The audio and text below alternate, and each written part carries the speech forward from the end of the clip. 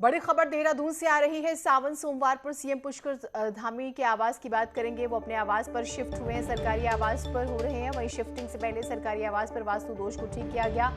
8 ब्राह्मणों के द्वारा 7 दिन तक 10 महाविद्या का पाठ, महामृत्युंजय पाठ, चंडी पाठ, वास्तु दोष ठीक किया गया। इन सब का पाठ हुआ।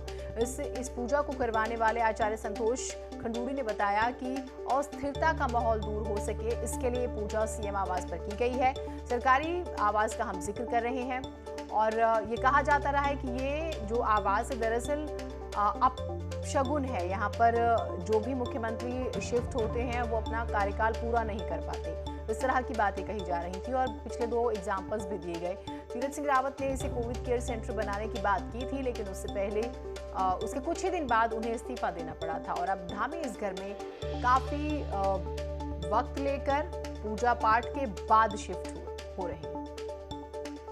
विश्वास है कि इसमें जितने भी वास्तु दोष थे वो लगभग ठीक किए गए हैं और निरंतर 8 ब्राह्मणों के द्वारा यहाँ पे पाठ किया गया है।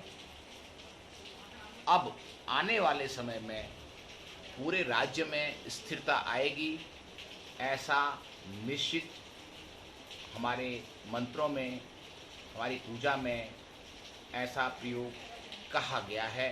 क्योंकि किसी भी स्थान में यदि कोई दोष हो तो विशेष पाठ करने से उस संपूर्ण दोषों की निवृत्ति होती है। वहीं मुख्यमंत्री आवास में शिफ्टिंग पर सीएम ने कहा है कि मैं हमेशा कर्म पर यकीन करता हूं और वर्तमान में जीता हूं, न भूतकाल का पश्चाताप करता हूं और न ही भविष्य की फिक्र करता हूं। उन्होंने कहा कि कई संसाधन हैं यहाँ पर, हर मुख्य सेवक को वहीं रहना चाहिए। और मैंने ये कहा है कि मैं हमेशा वर्तमान में जीने पर विश्वास करता हूँ। न तो मैंने कभी भूतकाल की चिंता की है, न उसका प्रायश्चित किया है और न ही जो है भविष्य में क्या होगा इसकी चिंता अभी से करूँ। इसलिए हमारे हाथ में जो चीज़ें हैं और इतना बड़ा हमारा अच्छा इतना सरकार के इतने संसाधन उसमें लगे हैं, तो निश्चित रूप से वो जो भी प्रदेश का मुखिया होगा या मुख्य सेवक होगा उसके लिए बना है तो उसको वहीं रहना चाहिए। वहीं पुष्कर धामी के सीएम आवास में जाने पर बीजेपी के प्रदेश अध्यक्ष ने उन्हें बधाई दी। ट्वीट कर उनके साथ एक फोटो भी शेयर की। तो ये ट्वीट है पुष्कर सिंह धामी जी के उत्तराखंड के मुख्यमंत्री का पदभार ग्रहण करने के बाद पहली बार। ये ट्वीट आप मदन कौशिक जी का देख रहे हैं और मुख्यमंत्री आवास में आने पर उनका स्वागत। तो मदन कौशिक ने मुख्यमंत्री को बधाई दी।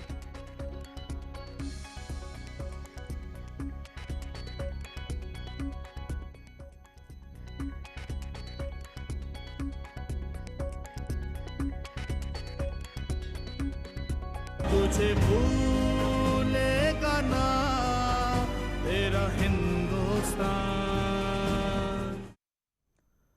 कारगिल विजय दिवस पर आज देश शहीदों को श्रद्धांजलि दे रहा है। दिल्ली में रक्षा मंत्री राजनाथ सिंह ने वॉर मेमोरियल पहुंचकर शहीदों को श्रद्धांजलि दी। देहरादून में मुख्यमंत्री धामी ने भी शहीदों को श्रद्धांजलि दी, उन्हें याद किया।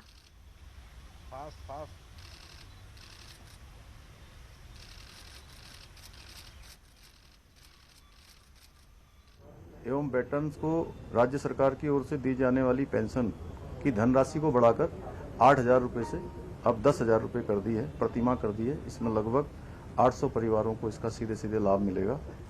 और ऐसे ही हमारे राज्य के ऐसे युवक और ऐसी युवतियां जो एनडीए और सीडीएस या समकक्ष उसके लिखित की परीक्षा में पास हो जाएंगे, उनको एसएसबी साक्षात्कार की तैयारी हेतु यानी कोचिंग उनके परिवार की आर्थिक स्थिति के आधार पर 50,000 रुपये की वित्तीय सहायता राज्य सरकार की तरफ से दी जाएगी।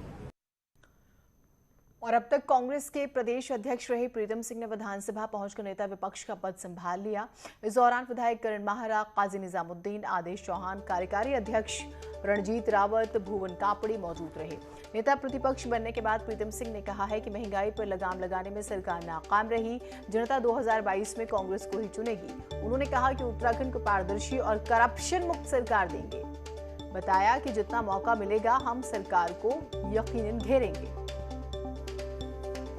तीरथ सिंह रावत मुख्यमंत्री बने उसके बाद तो सर्ट में उपचुनाव हुआ।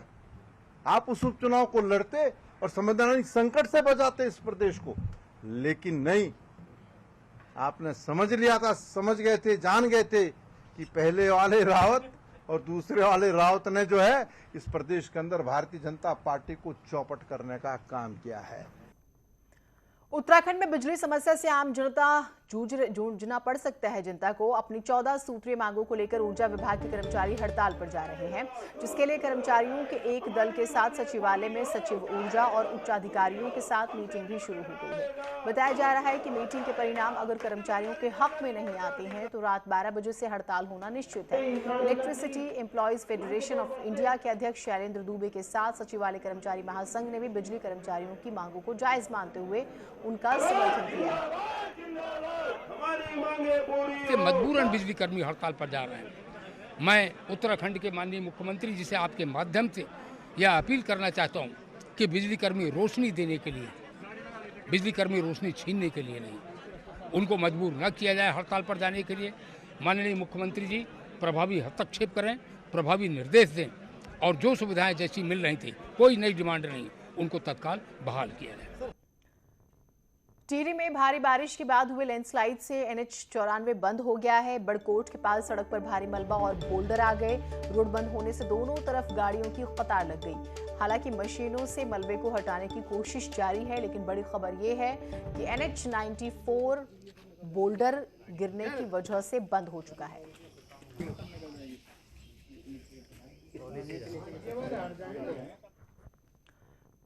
उधर रुद्रप्रयाग में आदमखोर घोषित किए गए गुलदार को वन विभाग के शूटरों ने मार गिराया है। बीते शनिवार को अगस्त मुनि के सिल्ला ब्राह्मण गांव में गुलदार ने एक 1.5 साल की बच्ची को मार दिया था। झटगढ़ गांव में एक महिला को घायल कर दिया था और इसके बाद उसे आदमखोर घोषित किया गया। प्रभावित क्षेत्र में शिकारी जॉय हुकील, अजहर खान और जहीर बख्शी को तैनात किया गया, जिसके बाद गुलदार को गोली मार दी गई। घायल होने पर भी गुलदार ने वन विभाग की टीम पर हमले की कोशिश की, लेकिन आज सुबह गुलदार ने दम तोड़ दिया और गांव वालों ने राहत की सांस ली।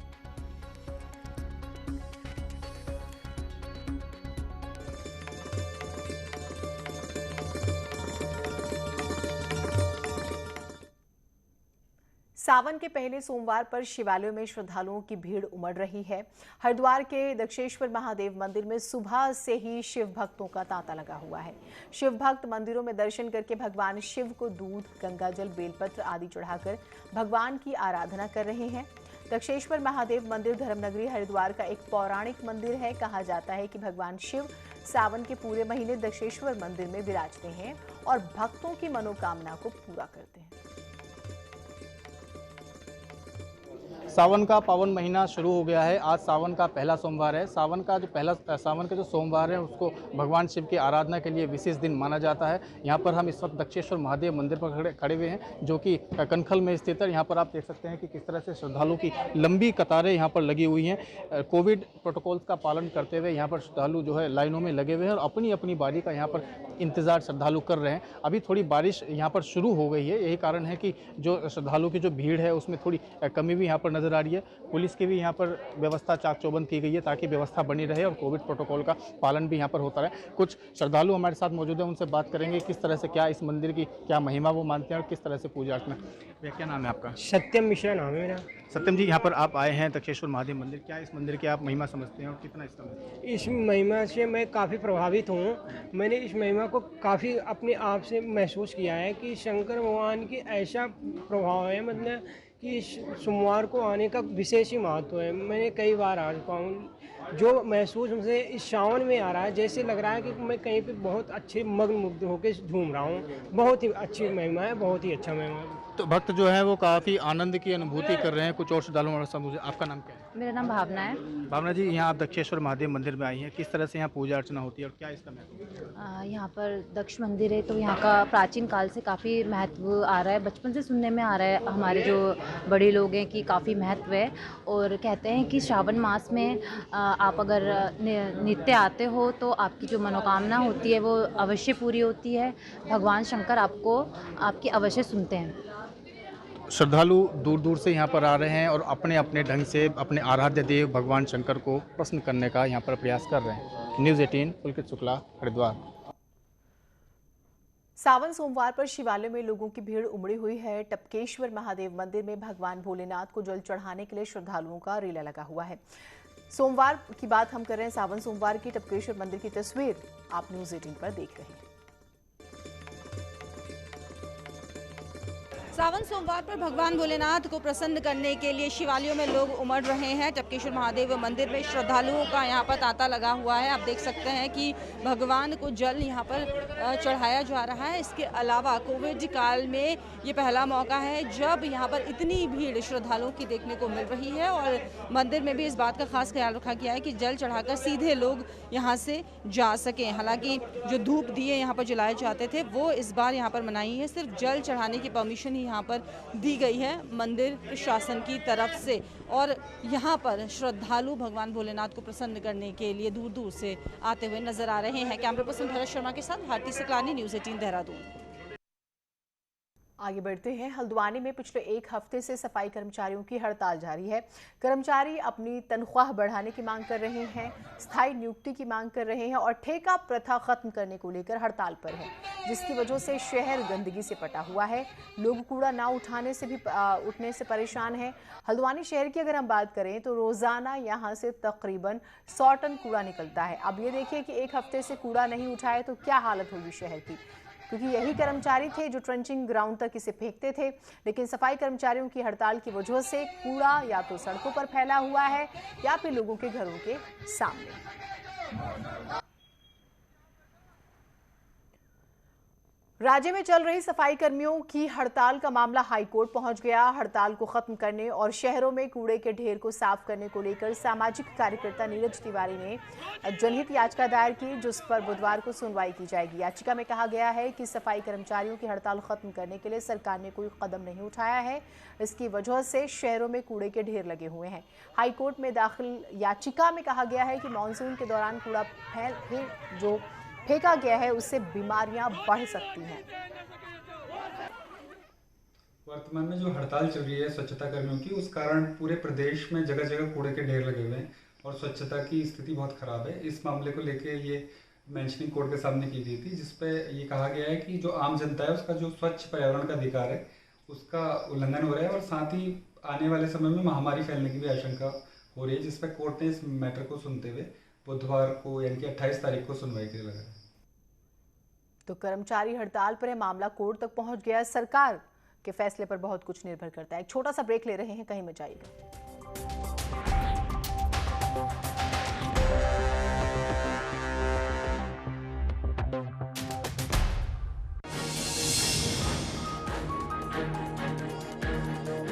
दूज की मोबाइल और बाइक भी बरामद की। बस्ती में पुलिस ने 2 शातिर चोरों को किया गिरफ्तार। चोरों के पास से अवैध असलाह, कारतूस और 18 मोबाइल बरामद। अल्मोड़ा में लीसा फैक्ट्री में लगी भीषण आग, लाखों का सामान जलकर खाक।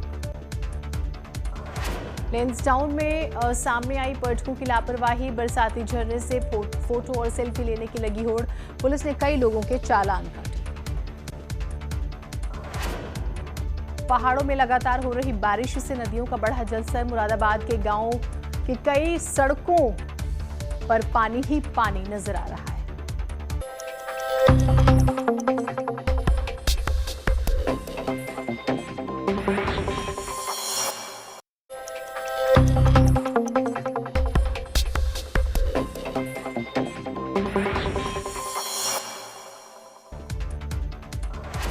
आज ही के दिन भारतीय सेना ने कारगिल में पाकिस्तान को चटाई थी धूल। कारगिल विजय दिवस आज देश दे रहा है शहीदों को श्रद्धांजलि। सावन का पहला सोमवार आज शिवालयों में जल चढ़ाने के लिए लगी लंबी लाइन। उज्जैन में हुई महाकाल में हुई दिव्य भस्म आरती। काशी विश्वनाथ में कोविड प्रोटोकॉल के साथ मंदिर पहुंचे भक्त। मुख्यमंत्री योगी आदित्यनाथ ने रविवार को की हनुमानगढ़ी और रामलला के दर पर पूजा। राम मंदिर के विकास कार्यों की समीक्षा बैठक में हुए शामिल। मायावती के बाद ब्राह्मण सियासत पर अखिलेश यादव की एंट्री। 22 अगस्त से समाजवादी पार्टी सिद्धार्थनगर से शुरू करेगी ब्राह्मण सम्मेलन। 5 ब्राह्मण नेताओं के साथ 2022 चुनाव पर अखिलेश यादव का मंथन। कांग्रेस नेता प्रीतम सिंह आज संभालेंगे नेता प्रतिपक्ष का पद। इंदिरा हृदयेश के निधन के बाद से खाली था पद। गणेश गोदियाल कल संभालेंगे कांग्रेस प्रदेश अध्यक्ष का कार्यभार। अलीगढ़ शराब कांड के मुख्य आरोपी पर शिकंजा। अनिल चौधरी की 5 करोड़ से ज्यादा की संपत्ति जब्त। पुलिस का दावा, अब तक 100 करोड़ के करीब की संपत्ति कुर्क। आगरा में मिट्टी में दबकर एक मजदूर की मौत हो गई। हादसे में एक महिला गंभीर रूप से घायल। थाना ताजगंज इलाके में यह हादसा हुआ। प्रतापगढ़ में दबंगों ने जमकर की फायरिंग। 2 युवकों को मारी गोली, दोनों घायल गंभीर हालत में अस्पताल में भर्ती। शामली में एक मंचले को लड़की ने जमकर पीट दिया। वीडियो सोशल मीडिया पर वायरल हो रहा है। सदर कोतवाली क्षेत्र का ये मामला। ग्रेटर नोएडा में पुलिस टीम को बड़ी कामयाबी। रेकी कर वाहन चोरी करने वाले वाहन चोर गिरोह का किया खुलासा। कब्जे से 4 गाड़ियां बरामद।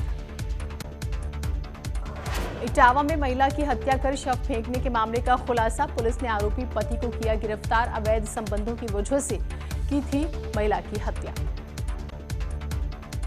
कानपुर में कॉलोनी में मिला युवक का शव। 22 तारीख से लापता था मृतक। कोहना थाना क्षेत्र की घटना।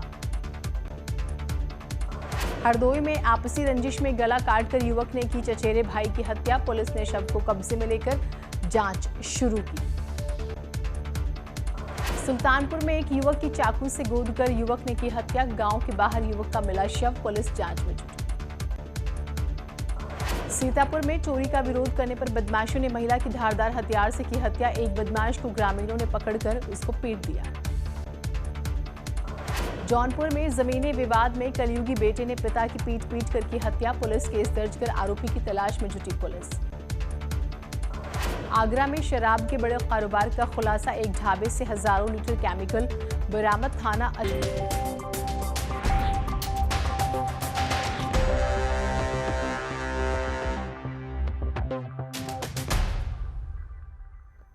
के बाद स्वागत है आप सभी का। बढ़ते हैं कुछ और खबरों की तरफ। लोहाघाट से विधायक पूरन फर्त्याल पर एनएच के इंजीनियर और ऑल वेदर सड़क निर्माण कर रही आरजीबीएल कंपनी के प्रोजेक्ट मैनेजर को थप्पड़ मारने का आरोप लगा है। मामला रविवार शाम को भारतोली के पास का बताया जा रहा है। विधायक फर्त्याल की ऑल वेदर सड़क कटिंग में ब्लास्ट करने, मलबा डंपिंग जोन में ना फेंकने को लेकर कहासुनी हो गई। आरोप है कि उसी दौरान विधायक फर्त्याल ने दोनों अधिकारियों को थप्पड़ जड़ दिया, जिसकी शिकायत लोहाघाट थाने में की गई है। फिलहाल इस विवाद के बाद एनएच और निजी कंपनी के कर्मचारियों ने 3 दिन से भारतोली स्वाला के पास हाईवे पर जो काम है पूरी तरह से रोक दिया है। मुझसे बोले तुम कौन? मैंने कहा मैं एनएच, इतना कहते हुए मेरे यही साहब हैं हमारे एनएच के सक्सेना साहब। उनसे पूछा कि आप कौन हैं? उन्होंने बताया कि हम यही एनएच हैं और उनके साथ मारपीट किया। फिर हमारे साथ भी उन्होंने मारपीट किया और मारपीट करने के बाद में फिर वहाँ के जो स्थानीय लोग थे उन्होंने बीच बचाव किया और हम लोग को बोला कि आप लोग हट जाइए। और इसके कारण जो है सो तत्काल हमें कार्य भी बंद कराना पड़ा। सारा कार्य रुक गया। लोहाघाट से विधायक पूरन फर्त्याल पर मारपीट के आरोप के बाद हाईवे पर कर्मचारियों ने काम पूरी तरह से बंद कर दिया और इसके बाद प्रशासन किसी तरह से एनएच अधिकारियों को हाईवे खोलने के लिए अपील कर रहा है। मामला विधायक से जुड़ा होने की वजह से अधिकारी अब भी कुछ भी कहने से बच रहे हैं। एसडीएम ने कहा है कि अधिकारियों के साथ बातचीत हो रही है, जल्द ही कोई हल निकाला जा सकता है। नहीं, हमारी रणनीति तो है कि सबसे पहले तो जो हमारी सड़कें बंद है उसको खोलने का प्रयास हमारा प्रथमता रहेगा। इसके लिए हम लगातार एनएच विभाग से संपर्क में हैं। उनके यही सभी से वार्ता कर रहे हैं। एक्शन साहब से हम लगातार वार्ता कर रहे हैं कि इसका कोई हल निकल जाए। इस समय क्योंकि जनपद में एक मीटिंग चल रही है जिला पंचायत में, उस मीटिंग के उपरांत हमारे जो एनएच के एक्शन साहब आएंगे, उसके बाद हमारी वार्ता होगी दोबारा और मैं समझता हूँ कि इसमें एक सही रास्ता हमें मिल जाएगा और मैं समझता हूँ ये समस्या का निस्तारण हो जाएगा। उधर देवप्रयाग में बीती 11 मई को बादल फटने की घटना हुई थी, जिसके प्रभावितों को मुख्यमंत्री के तत्कालीन आदेश के बावजूद अभी तक मुआवजा नहीं दिया जा सका। मानसून सीजन होने के बावजूद शांता नदी के मुहानों से मलबा पूरी तरह से नहीं हटाया जा सका। आपदा में अपना व्यवसाय खोने के बाद सड़क पर आ चुके व्यापारी खासे परेशान हैं। प्रबंधन मंत्री के मशीनों से मलबा हटाने के निर्देश के बावजूद आज तक हाथों से ही मलबा हटाया जा रहा है। 2 महीने से ऊपर का समय बीत चुका है और अभी तक हमें किसी भी प्रकार की कोई सहायता नहीं मिल पाई है। यहाँ पे मुख्यमंत्री साहब भी आए थे, लेकिन आश्वासन उन्होंने भी दिया था, लेकिन अभी तक हमें कोई भी मदद नहीं मिल पाई है। आपदा प्रभावितों के मुआवजे तथा सहायता के लिए हमारी तरफ से माननीय मुख्यमंत्री जी के लिए पत्र प्रेषित किया जा चुका है टाइमली पहले ही। अच्छा, इस संबंध में ऐसे कोई विस्तृत जांच तो अभी नहीं हो रही। हमारा फोकस अभी यही है, जिन लोगों का नुकसान हुआ है या जिनका व्यवसाय बिल्कुल ठप हो चुका है उनका हम लोग रिहेबिलिटेशन कर दें, उनकी हेल्प कर दें, तो अभी फोकस इस पे है। टिहरी जिले के भिलांगना में बारिश की वजह से आए दिन बिजली आपूर्ति ठप होने से गांव वाले परेशान हैं। 2 से 3 दिन तक अंधेरे में जीने को मजबूर हैं। भिलांगना के कई गांवों में पिछले दिनों हुई बारिश से ट्रांसफार्मर फूंक गए और लाइनें टूट गई। बिजली आपूर्ति भी ठप है। दूर के जो क्षेत्र हैं वहां पर खास तौर से दिक्कतें हो रही हैं। कर्मचारी जो हैं वो भी यहां पर देरी से पहुंचते हैं और गाँव वालों को बहुत परेशानी हो रही है।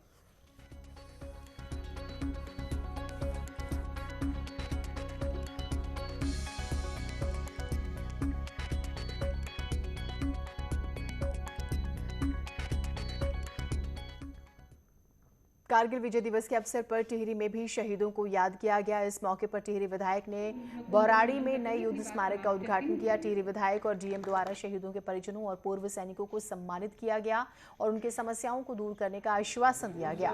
कारगिल शहीद दिनेश दत्त बहुगुणा के नाम पर उनके गाँव खेमड़ा को जोड़ने वाली सड़क का निर्माण 1 साल बाद भी नहीं हो सका। इस पर टिहरी विधायक ने डीएम को मामले पर जल्द कार्रवाई करने के लिए कहा है और एसडीएम को मौके पर जाकर निरीक्षण कर रिपोर्ट सौंपने के लिए भी कहा गया है। एक छोटा सा ब्रेक ले रहे हैं, कहीं मत जाइएगा।